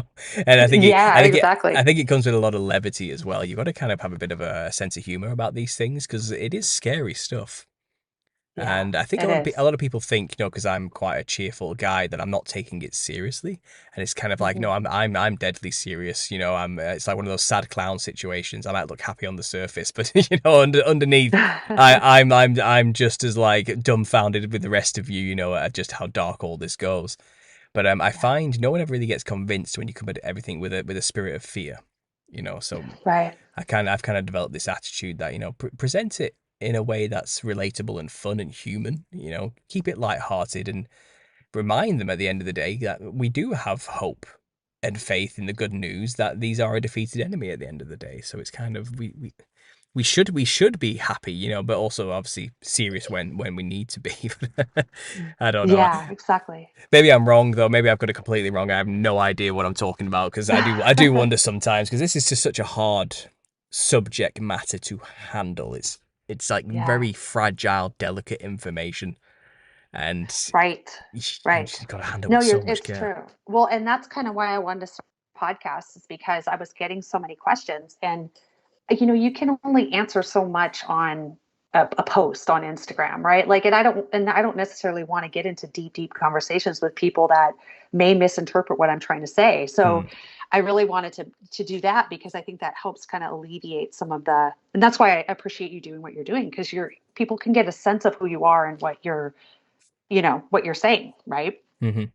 Well, Yeah. yeah. Well, that's the point of these shows. I think when I was first waking up, I took comfort in just listening to like-minded people having a conversation about these things. It's Yeah. that kind of, because people seldom don't have anybody to talk about this stuff with. It's you are blessed Ah, if you have a conspiracy theorist friend. You are truly true. blessed. True. And if you have family members who are open to this too, even more so. But I Mhm. know most people do not have that support network to deal with this stuff. And Yeah. you can end up going to very dark, isolated places if you're not talking out loud your thoughts about these things. And that's another Yeah, thing it's about true. one of the tips I came up with years ago is learn when to shut up, because I think a lot of truthers, when they first wake up, chew the ears off of people. They don't know when Yes. to stop talking about all the Right. stuff they've learned, because everything connects, right?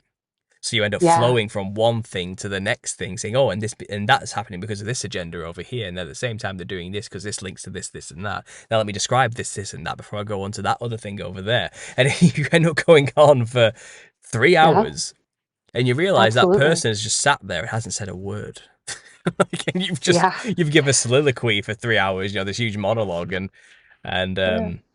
this is another thing I also appreciate, that, well, you kind of need to talk it out loud so you can hear what it is you actually believe. You Yeah. can, That's true. so it's a catch-22, isn't it? Where can people go and do these things Hmm. safely? And in a way, I guess they do it vicariously through people like me and you having a conversation.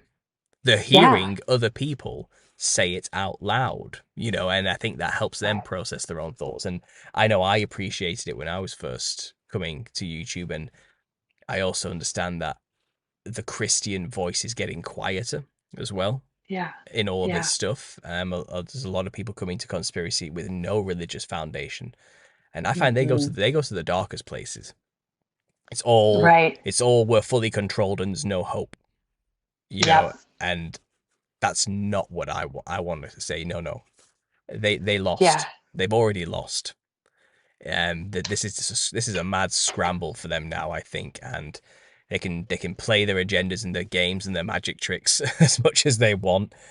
Yeah. All they can do is try and keep you convinced of their ultimate power, and that's how they can control you. But if you shift your focus to Christ and see the joy and the power in his power that he can give you, and the ability to tread on serpents and to cast out demons, and to have this know that you can walk through life with him there to support you through everything in a very real, tangible way as well. I'm not just talking about like odd spiritual concepts here. Jesus will literally save your life from addiction if you ask him. He will literally Absolutely. transform you from the inside out if if you just ask, and you will receive. It's that simple, okay?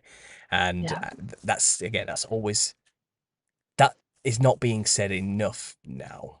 And I do think Yeah. the whole, it's hopeless, the controllers have control of everything and we need to have a revolution, a bloody war, and kill these people, that's the only way we're going to get through it, right? That kind of thought process is getting fomented more and more every day, and it kind Yeah. of worries me, because it's kind of like, you let the wheat and the tares grow till harvest. It's not up to you to deal with that, to separate them. Yeah. It's not up to you to make those judgments. It's not up to you to go out there and play God, who gets to live and who gets to die. It's kind of, Right. if you play that game, you've just become one of them. I Mm. think that's the issue, and I'm rambling again here, but it's kind of this, and these are therapy sessions for me too, by the way. I just like you, I love this, it. this is a two-way thing.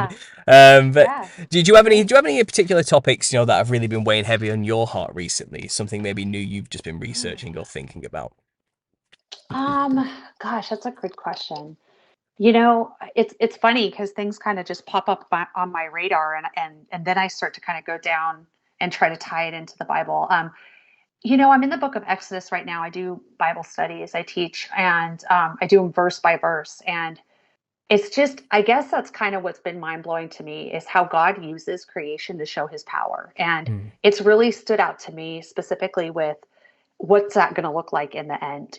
Everybody is really obsessed about revelation and how that looks. But, I encourage people, you've got to know who God is in the Old Testament and then know who he is as Jesus in the New Testament to know revelation. And so as you learn all these things about how he moves and how he shows his power and really the facets of his character, it really helps you understand how in the end, and I don't have all the answers, so I'm not saying I do, but how in the end he will use his creation to not only judge the world, but and wake people up.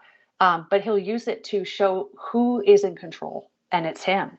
um, that's kind of where my mind has been a lot lately, is just tying in the book of Exodus to kind of um, creation, and with the eclipse and all that. Like, it's just been kind of like in the forefront of my mind. But yeah, that's it. No, no, absolutely, yeah. But it's, these are like deep things that most Christians wouldn't even be contemplating or thinking about. Yeah. And it's, again, it comes with a deep study of the word to kind of even wrap your mind around the timings of these type of events, and just what each symbol could mean and what God is trying to communicate with it. So yeah, I commend you for diving into that and really thinking about those things. Do you have any Yeah. particular podcasts coming up where you're going to be discussing this, or do you have any guests coming up? I do a lot of I have one of my really deep dives that I've always kind of been interested in when I first started was MK Ultra, mind control, satanic ritual abuse, what that looks like in terms of our society, because it links into celebrities and things like that. So Mm, I've interviewed quite a few people that have come out of that. And my next podcast is with a woman who, she was raised in a household. She did not have her memories until she was 35. She was raised in a bloodline family. She was handled as a handler. Her handler was Joseph Mengele. And so it's her story. She doesn't go too much into her testimony, but she shares a lot of what she went through as a SRA survivor. And I mm, think that's important too, because it teaches people that there's hope, that God can heal, that Jesus delivers us from that evil kingdom, and that all of us are kind of mind controlled and fractured in varying degrees in our life. I work a lot with that with my clients. And it's funny because, a lot of people come and work with me because of my outlook on the world, because I believe in these, in quote, conspiracy theories. They don't feel comfortable going to traditional counselors because, it works for me. Um, mm, so I find that interesting too. But I think it really helps to have people like that on to show that all of us are traumatized in some way. All of us have been controlled in our mind on varying levels, and we all can be sanctified through Jesus Christ and His Word. And mm. so tying that all together, that's my next podcast coming up. Oh, excellent. No, that's definitely a worthy. I'll be listening to that one. It's funny because Yeah, I was actually just thinking about the whole the effect of trauma on the mind. yeah, And the way I got to this thought process is, did you see the demon face phenomena that people were yes, seeing? I did. Right. Yes, Where people yes. started to see, well, there were these very, maybe what is it, 81 at the time, maybe it's more now, but there's these 81 people they've discovered who have this odd, um, I don't know what you would call it. What would you call it? It's not necessarily a mental illness, is it? I don't know. It's like It's a manifestation of yeah, sorts, I don't know what they've described it. contorting. They've described it as something. Yeah, Maybe it's a physical problem, but I don't know how they've tried to justify this condition. Syndrome is what they call it. Well, what's a syndrome exactly? I don't really know what that means, but they right. it's this weird phenomena where people are literally seeing what look like big, wide, grinning, big, bulging, pointy-eyed, pointy-eared, flat head, sharp nose, sharp chin featured demon faces in people. And Yeah, it's like they're seeing a normal human's face that's been contorted to look like a demon. That seems to be how they're describing it. But the yeah, person who looks like the demon is like, "What are you looking at?" right. But they're Yeah. talking, their lips are moving, and everything looks like the shape. They're literally shaped like this. Is what I seem to be Hmm. gathering. And I imagine that's absolutely horrifying for the people involved with this. But Well, there's no yeah. explanation. Sorry, go ahead. I'll let you say what you need to say. No, I'm sorry to interrupt you, Paul. I was just going to say, when I really believe it's demonic. And when I worked 15 years down in Skid Row, I did ministry down there, and I saw contortions that I have never seen, and things would come out of their face Hmm. and move, and people say, oh, it's just drugs or whatever. I'm telling you, there was something supernatural going on with these people. And so when I saw that latest syndrome, or whatever they're calling it, I was just like, dude, I knew right away, because I could just envision the people that I had worked with. Hmm. Anyways, just wanted to interject that No, quickly. absolutely, and you're right. I believe you. You know, because I've seen many videos myself of these same practices that are going on in African cultures where they Oh, purposely right. get possessed by the spirits. You know, even just African India as well, and all over the place. You know, and you can see their countenance changes as it would be described. Their face becomes Yeah. another face in a way, and it's kind of it's odd, it's grotesque what happens to them, you know, and it's kind of Yeah. they've lost their humanity and they've taken a new form. It's like they've shapeshifted, but it's Yes. like it's their features but just warped dramatically, you know, and just screaming and convulsing, laughing, and they're usually bleeding horribly because they're clawing at their own skin and weird stuff just starts happening, you know what I mean? But Yeah, you can tell that, exactly. that face has changed, you know, and I Yep. what I took away immediately first of all is that okay, so we're not seeing literal hidden reptilians among the humans who actually look like that. I think people, a lot of maybe not the Christian types, but no, the more the other types of conspiracy theorists jumped on the they live bandwagon and were kind of like, we're seeing through the veil, and that's what that person really is. Oh, They are right. actually that creature, and they wear like a holographic spiritual skin suit, you know, and they hide among us and they pretend to be human, but they're not really human, you know. And I'm not No. buying that. I've never bought that that matrixy style of Theory. thinking. You know, I think what Yeah. we're actually seeing is the spirits which have parasitically attached to people and Yeah. live through their senses. So that's what a demon does, Yeah. isn't it? I explained this on the podcast we did, but they possess people to use your body to experience stuff. They use your fingers, they Right. use your lips, your tongue, your ears, your nose, your eyes to live Right. through you, to feel the things through you eating and smoking and drinking and having sex or whatever it is. They feel that pleasure through your senses because they kind of like it's like they put on your body as a suit. You know what I mean? And they're not Yeah. like perfectly in control. The connection's weak, so they can't like move you around necessarily like a robot, but they'll influence you and subtly tell you to do things and make you do stuff without you realizing it, so that it can get the pleasure from it. You know, Yeah. I Absolutely. think addiction's a big part of this. And I think all we're really Yeah. seeing is that demon within somebody perfectly contorted to the human's face shapes. You know what I mean? Because it's kind of Yeah. it's doing that. It's using them right now in that way. You know, so I Right. do think Right. you're just seeing the spirits within people, not people kind of being literally Right. reptilian people walking. You know, I've never really fully bought that. If they're making movies about it, then it's a there's a lie element going on. You know, um. Yeah. So anyway, that being said, I also got thinking about so what's made suddenly these people start seeing it? Because it's quite a new Hmm. phenomenon. It's like since 2014, they've only found 80 people. Like Mm. that's not many people, and that's quite new. You're telling me in all of human history, this hasn't been like a thing. And then the first thought process is, okay, are they trying to gaslight us here? Are they trying to say anybody who sees into the spirit realm has a syndrome now? Oh, we've got a name for that. Yeah. We have a scientific explanation for that now. We called it this thing, you know. So that's what you've got now, and that's all it is. It's nothing spiritual. You just have a condition. You know? Is that what Right. it's for? Are they Right. prepping for people who openly say they see demons now to just have a condition? Is that what that's for? And I was thinking that just seems a little bit too basic as an interpretation. I feel like there's more going on. Although I do think that is obviously a useful thing that they are definitely going to use it for. I was thinking like, are we about to see more and more people start to see these things?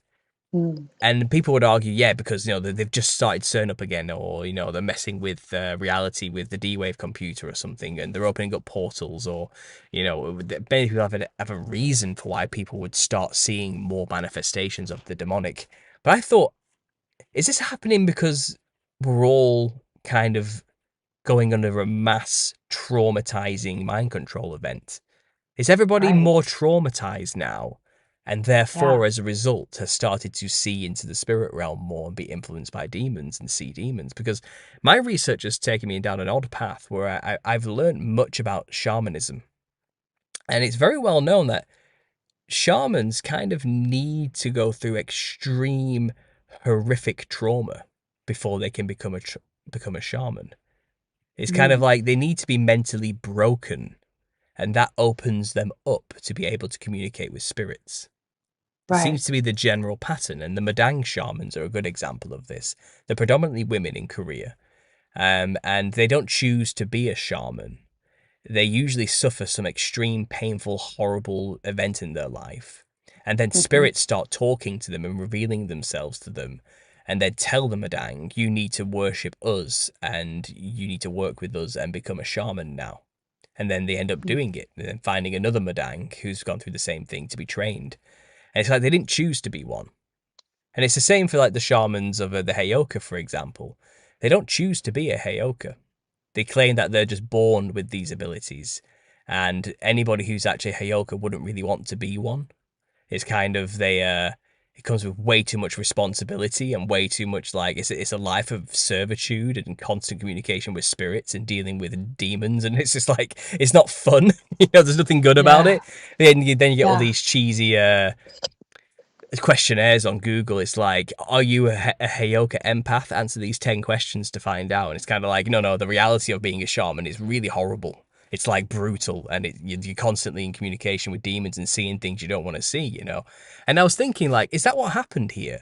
Did the event that Yeah. happened maybe, around the 2020 period and for a couple of years, this mass worldwide traumatizing event, did that perhaps break a few minds and isolate a few people to the point of breaking point where they now were seeing manifestations where they can Mm. see demons? They're becoming shamans without realizing it in like a Western sense. They're kind of they've been broken. And Yeah. I thought the interesting case study is that the guy who was the main article example, he has PTSD. And I was thinking that's what gave me the link. It's like trauma is a tool for the occult to make more people connected to the spirit realm. Yep. Okay, and Absolutely. in SRA, maybe you can give some more examples, but that's exactly what's going on, isn't it? They're breaking them to use them as Yes. tools like monarch mind control or sex kitten mind control programming or alters and all this type of stuff. Maybe you want to expand upon that a bit more. But there's some of my Yeah. musings and discovery I got on this idea, and yeah, the Yeah. trauma's a big one because it literally changes your brain chemistry.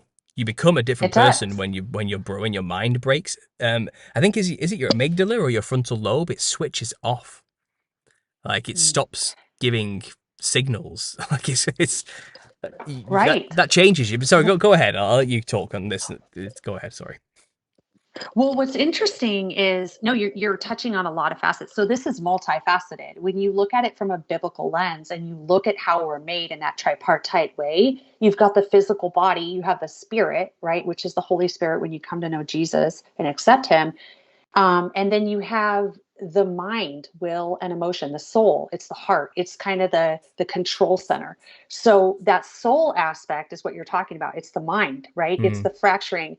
And I work with clients who have been through massive trauma, some small, like varying degrees, but trauma attracts the demonic because it's when you break it down to the essential parts, it's because of sin, right? Sin is keeps us fractured. It keeps us separated from God. And so at the root of a lot of these fractures is sin. And sin can be fear. It says how many times? 300 some odd times, do not fear. So if we're living in constant fear because of trauma, that attracts the demonic energy because we're living in sin. And so this can get deep really fast. But I want to just kind of touch on this because I think it's really important. As we are being mind controlled on the macro level, we are fracturing to a certain degree. We are being traumatized to a certain degree. Now, then you couple that with on a micro level. Think of everybody who's living in this curse world. I think most all of us have some fractures from ranging from 0 to 100. Some a lot worse than others, but those fractures left unhealed can cause the enemy to manipulate you in your mind, and that can come out as anxiety, whatever. So now fast forward, you have this event where psychotropics are being reinstituted, this age of enlightenment, right? Everybody's getting on mushrooms and going to ayahuasca trips and all this stuff. You've got that coupled with the music, coupled with the food they're giving us, the air, the this, the that. There's so many components mm, that it's playing on humanity, that we are a lot more broken and open to whatever wants to infuse upon us than we have ever been, I would say. And you think about, you know,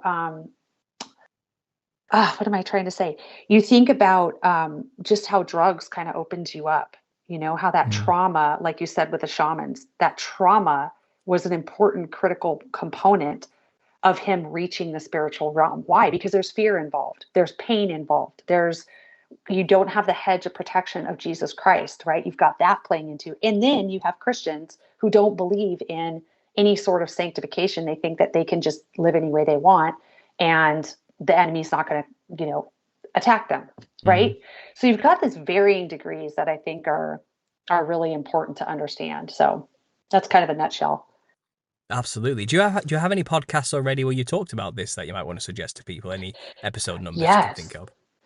Yeah, well, a lot of the interviews I did with Nathan Reynolds and also with J.R. Sweet and Kathy O'Brien, those three are survivors of this, and so Mm. they talk about it. They talk about dissociation, they talk about fracturing. But there's a podcast that I did entitled "Deliverance" with Samantha Miley, and that goes into how we are made as humans. And so you said it, Paul. You're like, science tries to quantify it as something physical. Well, it's a disease. Oh, it's a syndrome. But we're negating the fact that we are made in a tripartite nature, and we have a soul. That soul is what's being broken and impacted here. And so it's Mm. not entirely physical, it's spiritual too. And Mhm. that's the part that people don't understand. And I honestly didn't understand it until about 8 years ago. But I gave you some of my testimony. I was like, why am I a Christian and I'm still struggling with addiction? I'm still depressed. I can't get up in the morning. Like, I have anxiety. I have these unnatural thoughts, towards certain situations. Like, Mhm. and that's that brokenness in us, on an individual level that we all carry to some degree. Mhm. So, Well, like I said, you can't really get away from it. I think, yeah. I don't know. Did you get much demonic attack when you first converted as well? Like you said, you were struggling with addiction and all these things, and still obviously had work to do, just like the rest of us. Just like I said, I also had. Yeah. And it's kind of, did you? Because I found personally, I got more attacked spiritually when I began to give up my addictions Yeah. and work on bettering myself. That's I when did. things got worse. And maybe do you want to share any experiences that happened there with yourself with that? Because it just seems to be a common Yeah. theme. I'm just wondering if you have anything on that. Well, when you think about, in Matthew, it says that the demons come and your body is like a home. It's like Hmm. a nice, warm little home that they are attracted to all this brokenness in you, right? And when you try to kick them out, they're like a squatter. They don't want to leave. And so, for me, it was like I would start to feel good and then bam, something would hit me. And what happens with a lot of people is they don't have someone around to walk with them, to disciple with them. They don't have a resource or a really strong mature Christian to walk them through these times. Mm. And if I didn't have that, I it would have been a lot harder for me. But I had that support, and that's critical. And you just have to keep pushing through. And I say this all the time to my clients. I'm like, it's like a grip. It's like a vice grip. It the more you act in the way of God, and the more you push away your flesh, that grip loosens and loosens and loosens until it's gone. Hmm. And then you have the tools through that process to discern when those temptations start to come back. So you're like, oh no, I know what's happening. Let me get my one or two people to pray for me. Let me, you know, blah blah blah, whatever is your action plan to, Hmm. kind of push away those times. But it's hard, but it's doable, and you can do it. And you just need support in that, spiritual support. Absolutely. If anyone is interested in spiritual support, or you're dealing with these heavy, heavy lifelong addictions that you obviously take time and effort to break, and willpower, and obviously God as well, and prayer and fasting and all the rest of it. And you can actually join my Yeah, Telegram group where we do have a prayer section, and that's awesome. it's a strong community. And if you need help with anything, just ask on there, and we'll give it to you. Links are down below in the That's description great. if you listen to this video. But yeah, like I said, you do need a strong support network. You do need fellow believers around really to get through those moments. I found my support network through people online because I didn't have anything Hmm. immediately around me. Not being raised a Christian, I didn't know where to begin, physically speaking. So Yeah. you have to kind of do the best with what you've got. And at my lowest moment, coming out of my addictions and going sober, I do believe the demons tried to kill me personally. And I think I wouldn't doubt it. it's exactly what you said. It's well, if we can't have you, nobody can. I think that was our Yeah. attitude. Because prior to that, living in this sin and these lusts and these addictions and pure hedonism, filling my body with all sorts of chemicals and trying to fulfill every physical urge I could have through horrible means, and it's kind of, I think that the demons were having a whale of a time during that period. Yeah. And I think they were having a great time living vicariously through my body, nice and cozy in the home, But after kicking them out, I think they came Yeah. at me hard. And again, Yep. and they do anything they can to try and get you back into it.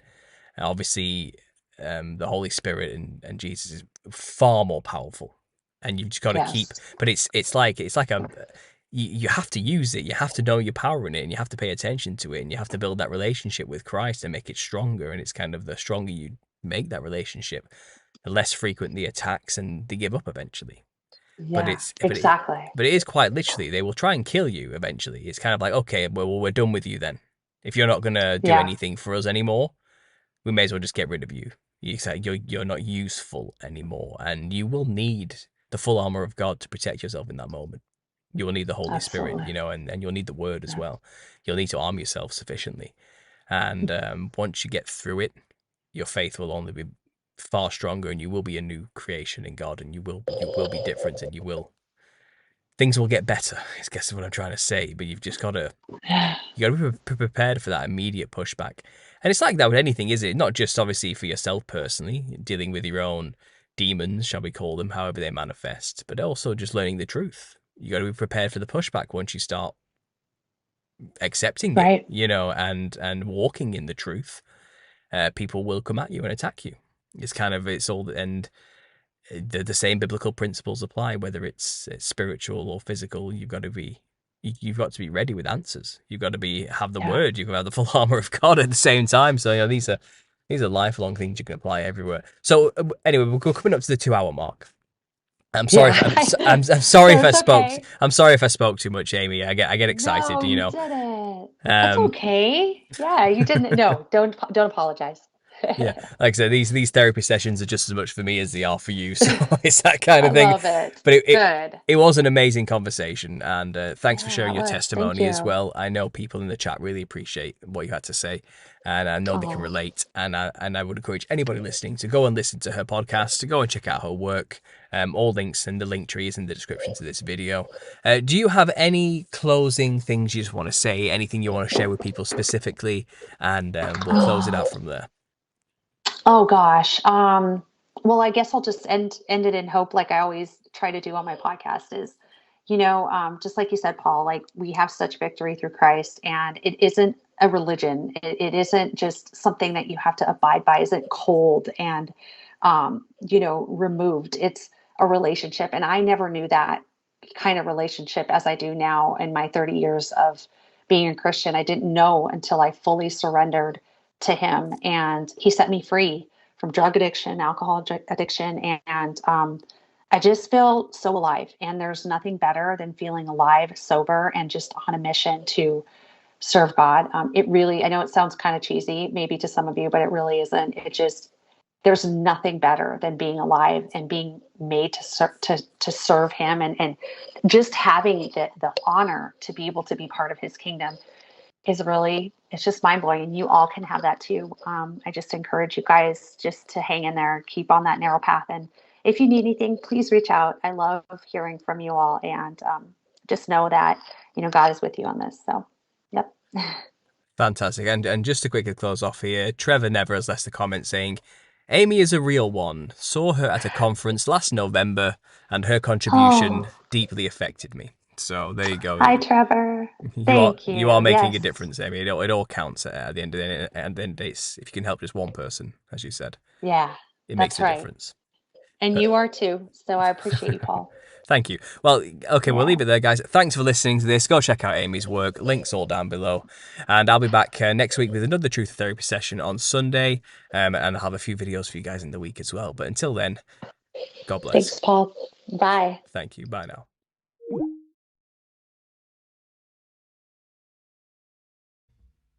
I want you to get together